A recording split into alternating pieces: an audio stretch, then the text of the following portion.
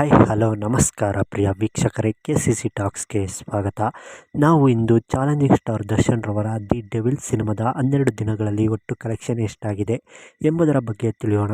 ಅದಕ್ಕಿಂತ ಮೊದಲು ನೀವೇನಾದರೂ ಡಿ ಬಾಸ್ ರವರ ಅಭಿಮಾನಿಯಾಗಿದ್ದರೆ ದಯವಿಟ್ಟು ಸಬ್ಸ್ಕ್ರೈಬ್ ಮಾಡಿಕೊಳ್ಳಿ, ಹಾಗೆ ಪಕ್ಕದಲ್ಲಿರುವ ಬೆಲ್ ಐಕಾನ್ನ ಕ್ಲಿಕ್ ಮಾಡಿ, ಹಾಗೆ ಈ ವಿಡಿಯೋಗೊಂದು ಲೈಕ್ ಮಾಡಿ.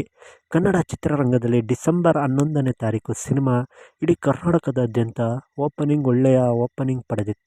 The devil challenging star Darshan ರವರು ನಾಯಕನಾಗಿ ನಟಿಸಿದ್ದು, ಸಿನಿಮಾಗೆ ಪ್ರಕಾಶ್ ರವರು ನಿರ್ದೇಶನ ಮಾಡಿದ್ದಾರೆ. ಹಾಗೆ ಸಿನಿಮಾ ಅತ್ಯದ್ಭುತವಾಗಿ ಮೂಡಿ ಬಂದಿತ್ತು. ಆದರೂ ಕೂಡ ಮಿಶ್ರ ಪ್ರತಿಕ್ರಿಯೆಗೆ ಒಳಪಟ್ಟು ಸಿನಿಮಾ ಒಂದಿಷ್ಟು ಕಲೆಕ್ಷನ್ನಲ್ಲಿ ಕೂಡ ಮುಗ್ಗರಿಸಿತ್ತು ಅಂತ ಹೇಳಬಹುದು.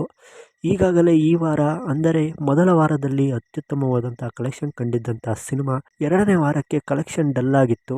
ಆದರೆ ಇದೀಗ ದರ್ಶನ್ ರವರ ಪತ್ನಿಯವರು ಥಿಯೇಟರ್ ವಿಸಿಟ್ಗೆ ಹೋಗುತ್ತಿರುವ ಕಾರಣದಿಂದಾಗಿ ಅಂತಾನೆ ಹೇಳಬಹುದು. ಒಟ್ಟಾರೆ ಕಲೆಕ್ಷನ್ನಲ್ಲಿ ಈ ವಾರ, ಅಂದರೆ 12ನೇ ದಿನ ಸರಿಸುಮಾರು ಸಿನಿಮಾ ಅತ್ಯದ್ಭುತವಾದಂಥ ಕೋಟಿಗಟ್ಟಲೆ ಕಲೆಕ್ಷನ್ ಕಂಡಿದೆ ಅಂತ ಹೇಳಬಹುದು.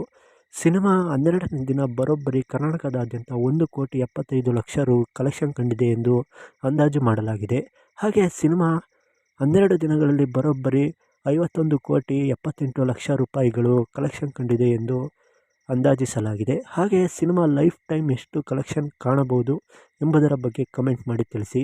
ಹಾಗೆ ನೀವು ಡಿ ಬಾಸ್ ರವರ ಅಭಿಮಾನಿಯಾಗಿದ್ದರೆ ಈ ವಿಡಿಯೋಗೊಂದು ಲೈಕ್ ಮಾಡಿ. ಹಾಗೆ ಡೆವಿಲ್ ಸಿನಿಮಾದ ಪ್ರತಿದಿನದ ಬಾಕ್ಸ್ ಆಫೀಸ್ ಮಾಹಿತಿಗಾಗಿ ನಮ್ಮ ಚಾನಲನ್ನು ಸಬ್ಸ್ಕ್ರೈಬ್ ಮಾಡಿ, ಹಾಗೆ ಪಕ್ಕದಲ್ಲಿರುವ ಬೆಲ್ ಐಕಾನ್ನ ಕ್ಲಿಕ್ ಮಾಡಿ. ಎಲ್ಲರಿಗೂ ನಮಸ್ಕಾರ.